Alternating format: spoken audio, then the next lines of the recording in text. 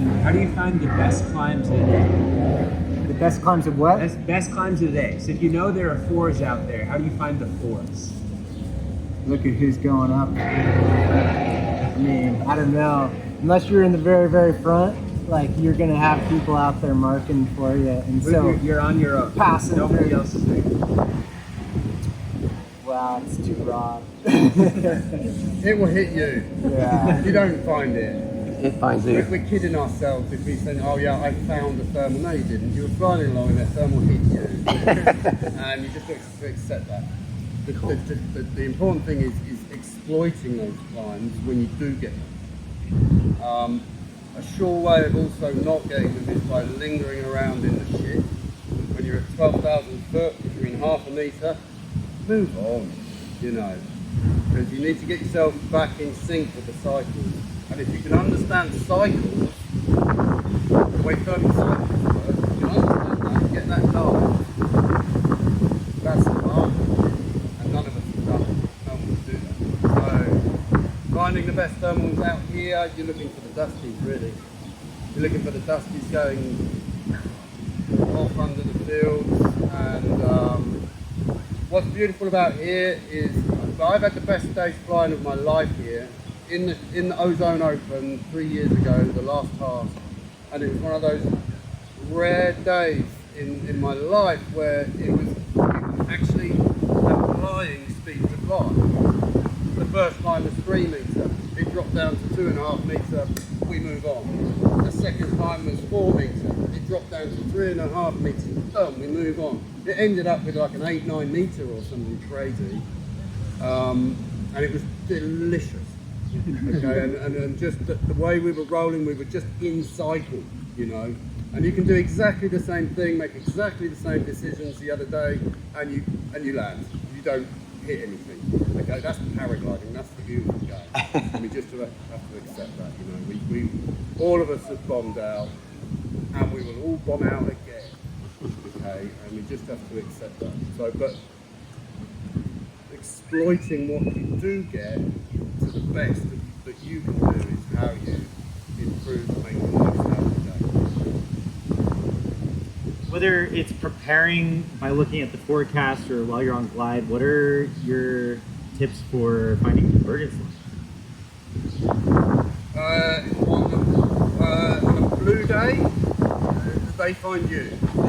And you can, I think, I don't look at forecasts. You're using the nowcast that's in front of you. The really important information I find is knowing the wind direction where you are. Okay? Because fingers of lift and sink kind of align with wind. So if you get on, and you see it a lot in competitions where you can all leave together, me and Brian leave together, and it just gets this amazing line, and I'm in sync, and then there could be people a kilometre over there in an amazing line, and what happened? And you're in the middle. So the things tend to line up with the wind. So understanding wind direction at the altitude that you're at, I think is really important. And if you go on a glide and you're just getting hammered, you're 3, 4, 5 metres down, don't, and it's really easy to get focused on a brown field where you think the thermal's going to be, or a glider is in front of you, you get focused on that. If you're in 5 metres sink on a shitty line, do something, move. I don't care whether it's left or right, but just change your line. I mean, obviously we're going in this direction, so you're not going to go too far, but rather than gliding this way, I'm going to start gliding at this angle. I'm trying to get off this shitty line. And, or I go that way. Make a choice. But when you get, conversely, when you get a good line, you've got zeros, or half downs, or just really nice glidey lines, try and understand the wind direction, and try and stay upwind, downwind, or whatever you're doing, and try and stay on that line. So I think understanding wind direction at altitude is one way you can do that. Okay, once you understand, or maybe even somewhere in that point of understanding wind direction, I think it's common with racing especially, but also it can be common with XC flying. getting fixated on like, I'm going from point A to point B and I'm going in a line from point A to point B. Racing is really easy. We just get fixated, like optimized line is right here. And if you're looking to stay in that Bodie convergence line, losing sight of that briefly and letting your glider, you know, drift around that course line in order to stay. And at some point you make a sacrifice too, whether it's better to get a little bit off course line, but you're you know, staying in that convergence versus you're off course line, you're downwind, and you're not really gaining that much. So it's just like weighing pros and cons. Brian made a really fantastic, important point there, which kind of alludes back to that previous question of how you fly in the 4 meters. Sometimes it's actually best. Sometimes, because we always, you know, like we have this direction that we're fixated on, and we're constantly making adjustments. But sometimes, if you let go of everything, close your eyes. There's the old tablecloth theory. Has anyone heard of the tablecloth theory? You pick up a tablecloth from the middle and pick it up. That's how thermals work. So it's pulling in air from all around, okay? And we tend to fight against it because, no, I want to go there. And the glider's just, no, I'm going there. You close your eyes, do nothing. It will, sometimes, it will take you to the 4 meter climb, okay? There's caveats, they will all, you know, it can take you into the trees or a rock face as well, but if you're in, yesterday was classic because I was at the front. It was blue. I had no clouds. I had nothing. All I had was the ground. I quite like blue days, and the reason I like blue days is because I have a very small brain, and it takes something out of the equation. Okay, it simplifies. What can I fly to? I've got my course line, and I've got the ground. I can see dusties. I can see where all the thermals have been triggering, and that's the information I've got. So that's it simplifies. And in this complexity, we need simplification. So sometimes if you're high, you're on your own, you're flying try it. Let the glider fly. Don't get with it. And it often takes Do you ever turn down like strong lift because it's punchy and weird and kind of scary? only if I'm close to the terrain and I'm fearful for my life. But in a competition task, to turn down, you have to have a very good reason to leave 4 meter. No matter where you are in the world, no matter how good the day is, you have to have a good reason. And that reason will be somebody on the course line climbing better than you, or someone near you climbing better. But if you're on your own and you're in 4 meter lift, you have to have a very good reason to leave that. If you're in 8-9 meter lift, there's never a reason to leave an 8 or 9 meter lift in a thermal, because speed is born by your climb rate. It's not about how you've trimmed your wing to a millimeter, or how much loading you've got, or how much speed bar you use. You can have your wing trimmed to perfection and you can fly at full speed everywhere, but if you're climbing in 1 meter and everyone else is climbing in 2 meter, you're going to lose out. So climb rate is king. Choosing the thermals that you climb in is the difference between finishing a race in 2 hours or finishing a race in 3 hours. If I were to push back a little bit, if like maybe I'm not as, you know, might it be a good idea to not stay in that challenging? Yeah, it depends. If you're high and you're not near the terrain, you're better to stick with it, because that thermal's probably creating a lot of the gnarly shit on the outside. I prefer to be on the inside of those climbs than on the outside of them. So, but no, you've got to use your own judgment there. If it's too much for you, by all means get away. Absolutely. Especially if there's wings around you and they're struggling as well.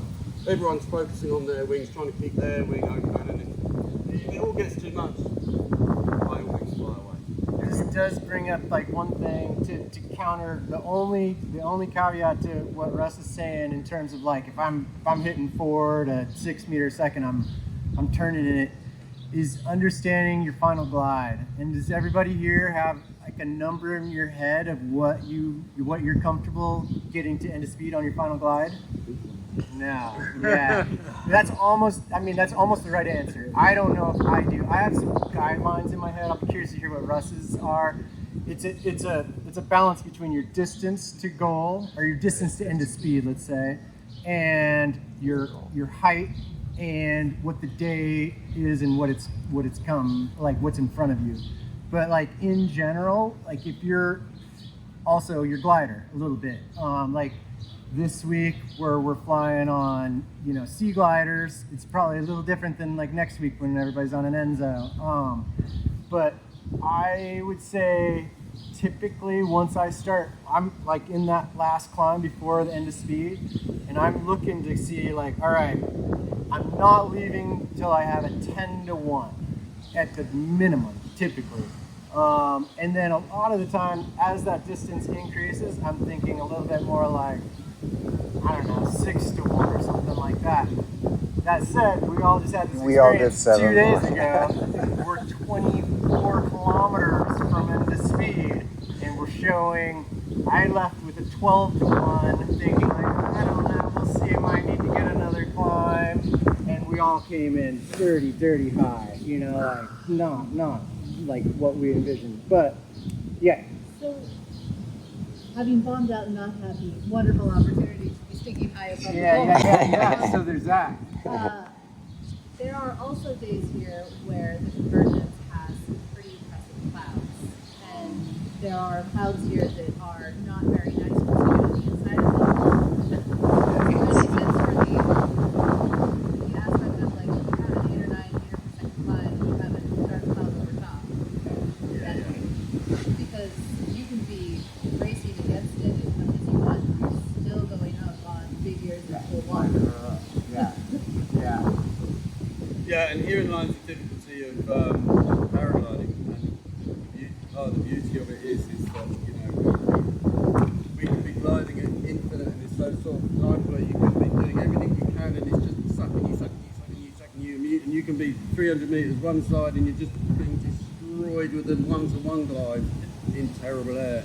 Obviously, we don't mess around with big units, we don't mess around with big clouds, we don't mess, especially if climb rates are going insane like that. And we have to use extreme caution. The best way to do it is never position yourself as you're climbing, don't position yourself deep with no escape route, under a big thing. Always try and be at the edge so you've always got an escape route. But that you can't make that decision at the end and go, oh shit. And then I've got You've got to do that early. One tip, especially out in the flats here, that I find works really well, because sometimes those cloud banks can be pretty big, and there can be like, it's not just one, there's another one after and another one too. And as you get higher, closer to that cloud bank, it's harder to understand, like, where is my exit? And so at that point, I'm going to stop looking so much up and start looking more down. You're going to look down and you're going to see sunspots. I'm seeing a sunspot, massive sunspot there, and then smaller ones there. I'm going to hedge to this. I'm not going to let myself get sucked into that cloud, but when I do let myself get sucked into that cloud, I know for a fact there's a sunspot this direction. I'm taking my heading on my instrument and I'm going to stick into it. But your sunspots are your friends. Like they'll give you so much good information when you're like looking up and you're like, I can't fucking tell if it's faster to go that way or more efficient to go that way. Look down. It's super, if we're in a race and you get sucked into a cloud, it's super inefficient. Because you've got to get off to the edge, you've then got to bring yourself down to a point of no advantage and then carry on. It's crazy inefficient to do so. So it's really hard to judge, to be honest, because sometimes you're climbing really hard and fast to a cloud, so you leave early, you get a horrible sinky line, and those who take it up to the top come out and you've just ruined your whole position. And so the next time you compensate, you go take it up high, you just get sucked in, and so we're always having to recompensate. And going back to what Brian said about our final glide on the first day, it's easy now to think, well, let's recompensate on the next flight, and you do that, and you land 10k short. Yeah. You know, so it's the problem with paragliders is that we go from an infinite glide angle to 1-to-1 very easily, depending on line and wind. So we've always got to have. There are no hard and solid golden rules. You fly with a Drogue in a comp? With a Drogue shoot in a comp? no. I do when I'm flying on it. I just find it's comforting, but I'm only ever using it when I get to goal and I'm misjudged it so early and everything's going up and it's 2 in the afternoon. And You don't use it to stay out of cloud? What drills do you guys do outside of competition to work on thermaling or gliding? Well, I fly with the best pilot in the world every day, and that's training enough for me. You know, I think it's time in the saddle, it's quality flying. I don't get to do. This is my first cross country. That was my first cross country flight since September. So I'm not doing lots of competition tasks. I'm not doing lots of cross country flying, but I'm not rusty. I'm flying every day. I'm thermaling. I'm climbing with. I'm flying with the best pilots in the world, and that for me is the best training program. What about for the rest of us? Well, you fly with the best pilots. You fly with the good pilots. Gotcha. They're the ones that they will rub off onto you. Okay, so really try and fly with the best pilots you can. Come to these competitions, learn to fly with these guys. Fly in the US Nationals. You know, really try and fly with the best pilots you can, and that will improve you. Definitely. Cool. And like I was saying earlier, when you've got down or easy days, nothing much to achieve, practice flying full speed.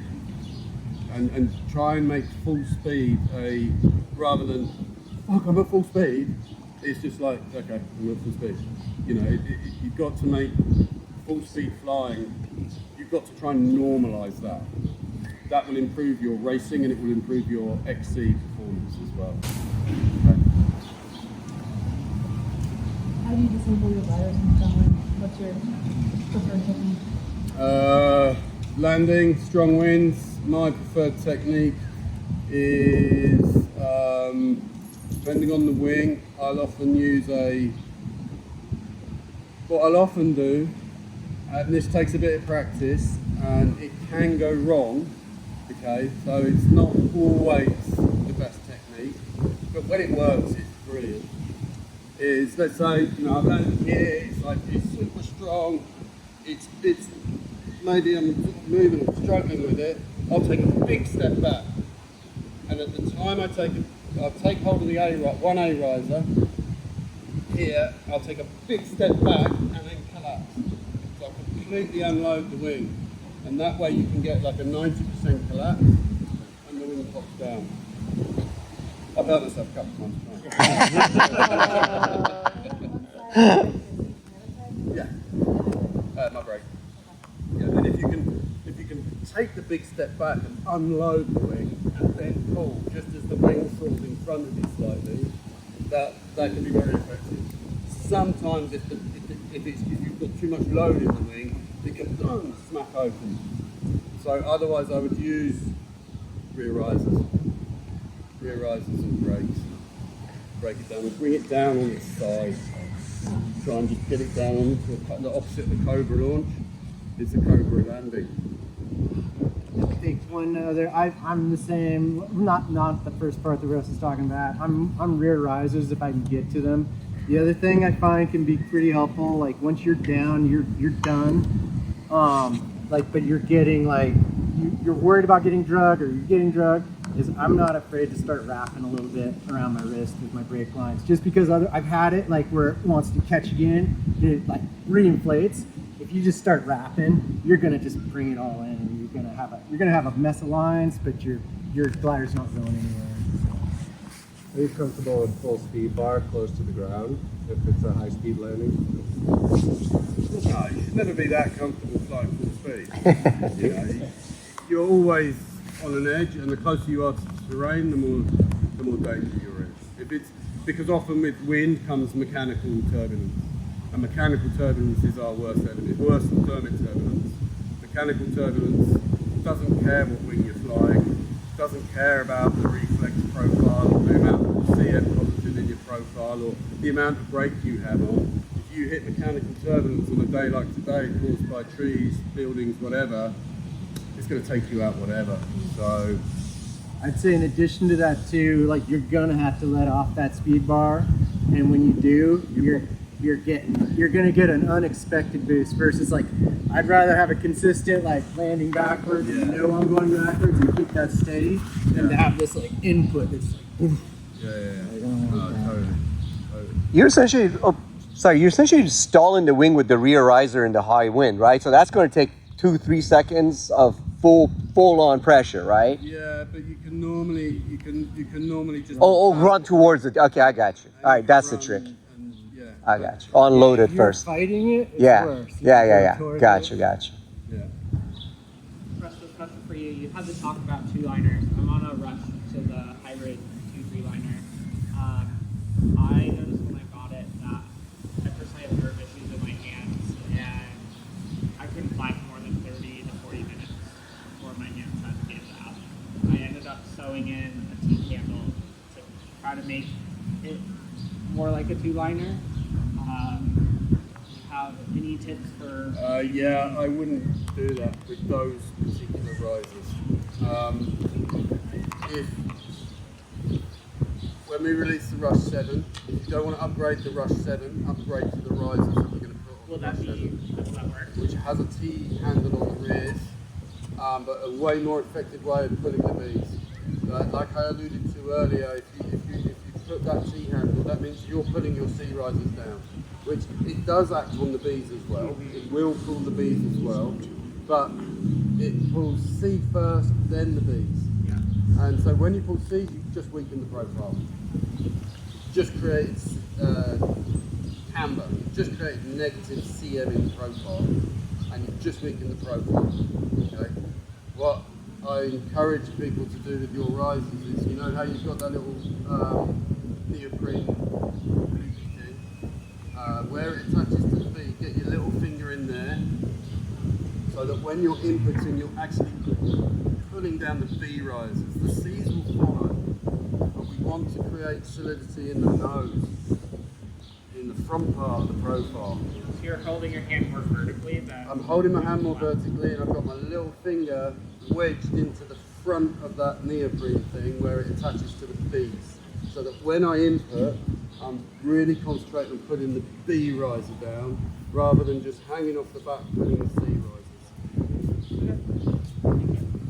But when you get more experience, or when you're ready to move up, if you've done some SOB, you've gone through the process that we all have to go through, and it's a journey. We're all on that journey, you know.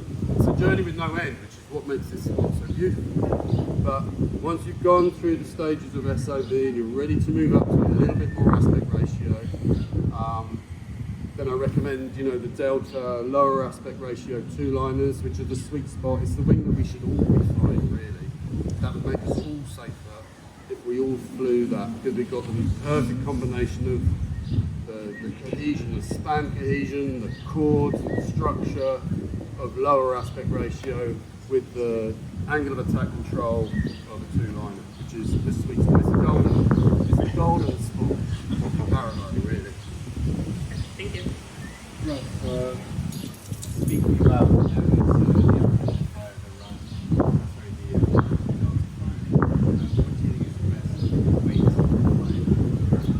when Ono and I developed, Ono was really middle of the weight range.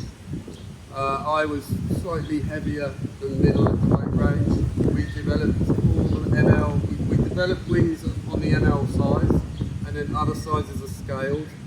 I flew 98% of the time at 100 kilos on an NL, which goes up to 105. And Ono was at 95. And we set the wing how we wanted it at our loadings there. The only time I really flew at 105 was when we're doing certification testing. The only time we flew it at 85 was when we're getting it ready for certification. The bulk of it was done. I think we talked about this with another group, didn't we? I think that in the old days it was really good to be top of the weight range. Okay, we needed it for the speed and for handling. Nowadays, with the efficiency that we have, top of the weight range, I actually prefer the handling 5Ks a bit below. I get more of a yaw effect in the turn rather than this sort of hard spiral effect. So our climb rate is improved. We've got less wing loading. For competition flying in Chelan when it's going off, you want to be top of the weight range really. You can sacrifice a small amount of sink rate for a little bit more speed and rigidity. As a rule of thumb, 4 kilos, 5 kilos, 1 kilometre per hour. Okay, so if Brian and I are flying, I'm at 105 and he's at 100 on exactly the same wing, same harness, same drag, I'm going to cruise a little, like 1k faster than he will. And so if I start to go, let's say I go to half bar, and I'm going, he has to go beyond half bar to match my speed, and so his glide angle is not as good at the same given speed. Okay, and then when we go full speed at the end, I've still got a K advantage on it with no glide angle penalty. So in competition flying, we tend to fly at the top of the weight range for those reasons. When you're cross country flying and you're flying for fun, 5k below. Is it unsafe at the bottom, inside the weight range? All paragliders are unsafe. Okay? There's no such thing as safety in paragliding. There's just some that are safer than others. They are, if I was going to stick my grandmother on it to fly somewhere, God rest her soul, I would prefer if she was heavily loaded on the wing because that gives more inherent stability.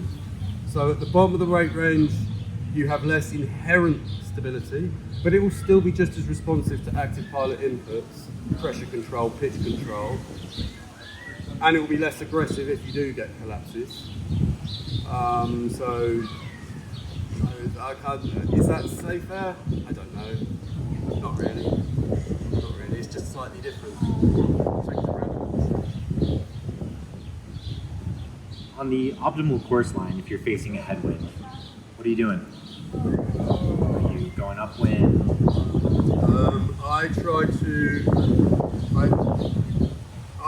to max glide over the ground. Okay? And the way I do that is by using my GPS ground speed. And I try and get as close to 40k as I can GPS ground speed. If I want to max glide over the ground, he who glides the slowest glides the best. This is something we've learned in hundreds and hundreds of comparative glide testing. You can use complex McCready computational stuff when you fly. But if you're into a 20k headwind and your ground speed is naturally 30k, I'll try and get it as close to 40 as I can, knowing that give or take a centimetre or two, I'm pretty much on best glide angle over that speed. Likewise, if I'm 50k downwind, then I can pull the bees a little bit if I'm in good air to really maximise my glide angle. But headwind, we want to be flying faster, and we want to be getting close to 40k, 45k GPS speed. And if you use that as a rough guesstimate, you won't be far off absolute maximum optimal speed. Yeah, just wondering, sometimes when you're flying you see a gaggle which looks like it might be going up better than you, but it's, some distance away. How do you judge, am I going to reach that gaggle at a distance which is going to put me around the same level as the pilots or come in below? It depends on the climb rate. The stronger the climb rate, the less chance you have of getting it. Even though you think, oh, I've got them, and then they start climbing and you get... Yeah, it's kind of hard to judge sometimes. It is hard to judge. The lower the climb rate, easier it is to get to them, the stronger the climb rate, the harder it is, which is why it's really important to try and stay as far forward in the gaggles, as close as possible to the front of the race when you're in good conditions. And as a general rule, well, in fact, as a rule, when we go over the flats there, we're in good conditions, you know. I would also say maybe put it in your head, like at that point, don't think about catching the gaggle so much that's climbing, but more think about, okay, if there was nobody here, what glide could I get away with? If I know for 100%, I know there's a thermal there, what elevation do I need to be here to get to that? And like that's going to be based on your distance, what the conditions are, what the terrain is doing. But once you reach that, and take the factor out of it, like you're not necessarily trying to catch them at that point. They've just given you all the knowledge you know, like all the knowledge you need to know you can push bar and you're going to get lift there. So it's not like trying to tap into that climbing group. It's tapping into the thermal that they want.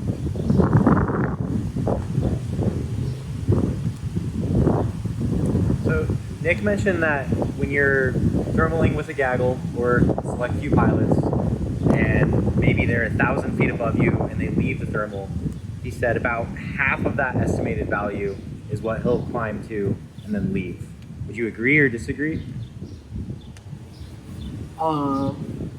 It can depend on a couple things, but I agree in general. But I would say a lot of the time you're in cycles, and we've all felt it, like where typically if you're below somebody, a climbing group, and they're leaving, it's probably because the thermal's dissipating, it's starting to weaken, and you might still be in a decent climb, but that you're probably at the bottom end and the rope's gonna get pulled up eventually.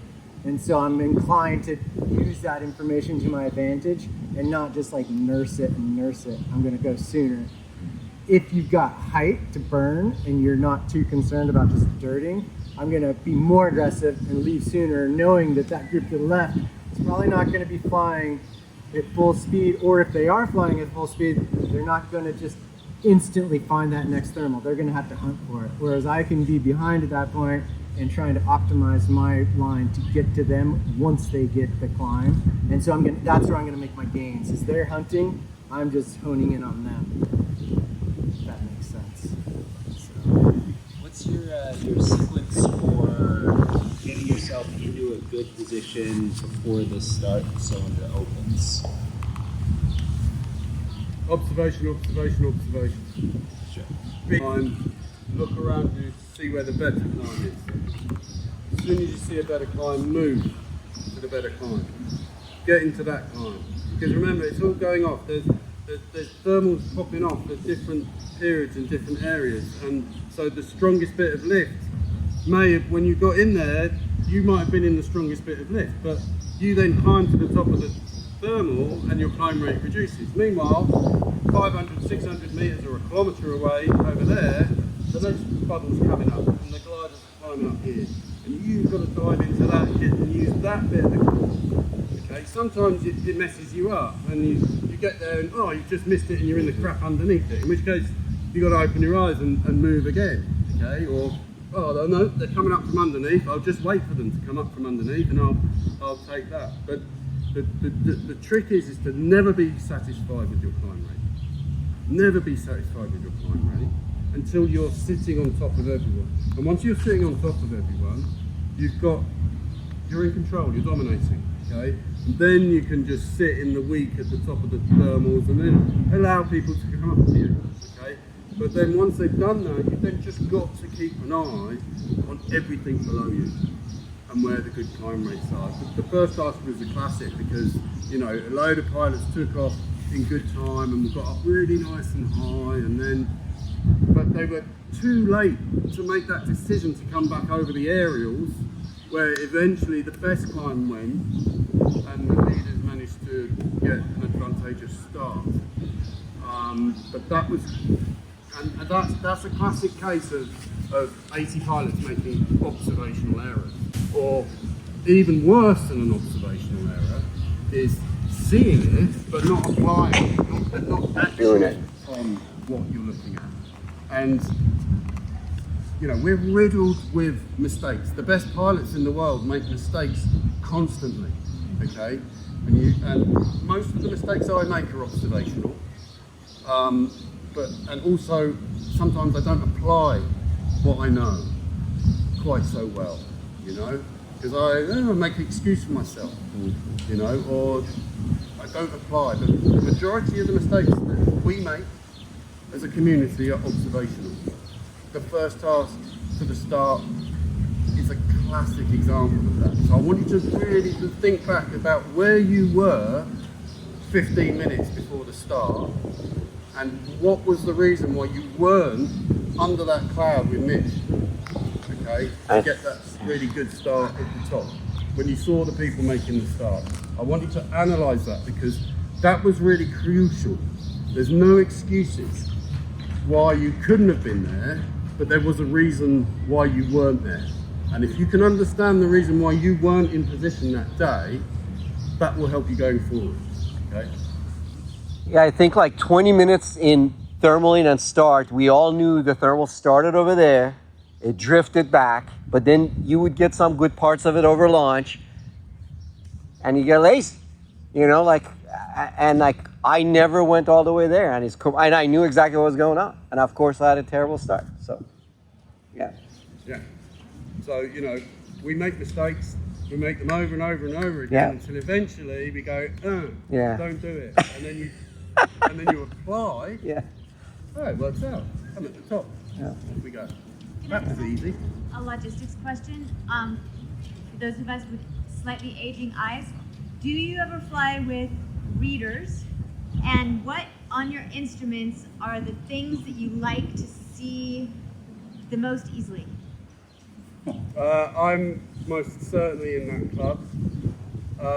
And what I've done is I fly with a tablet and I have big numbers. I don't have to look at anything. I've got massive numbers. My numbers are this big.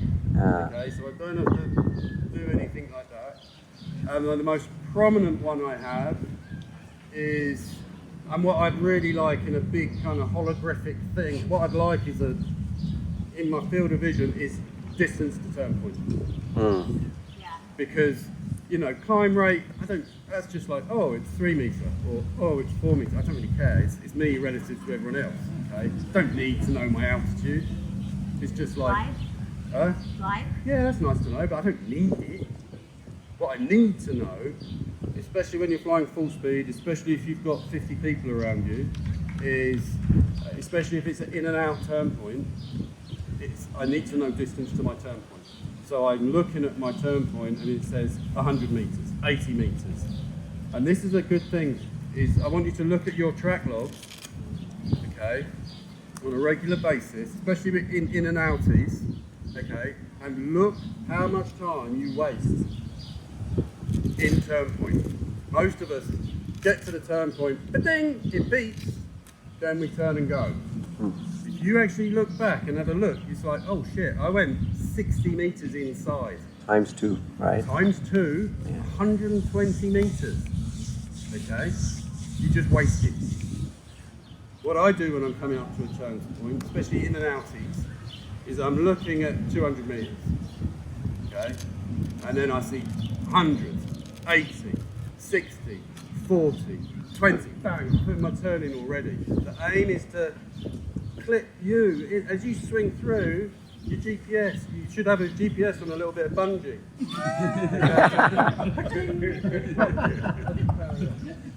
Okay? Practice starting to turn before it beeps and tells you you're in sector. Okay? Turn a little bit earlier. Every now and then, especially if you're into wind, it catches you out. Oh damn, I didn't quite get it. But especially if it's downwind and you've got good speed and it's dropping down in blocks of 20 meters, you can turn at 20 meters and you still, when you look at it later on, you still probably went 10 meters at least inside. We did this in our British training, we do this a lot. And you know, at the start of the week, we'll have people going 100 meters inside, 50 meters inside, and then, well, the record is 7 centimeters, Steve. You know, And that's 7 centimeters too much, but if you can get it down to like 10, 20 meters, you know you're doing it a bit better. Right? It's the small gains at the top of the level that make the difference. Okay? But at this level, it's about getting into goal, and it's about choosing your glide lines, gliding well, and choosing the correct climbs to climb in, the strong climb. Thank you guys. Thank you very much. Woohoo!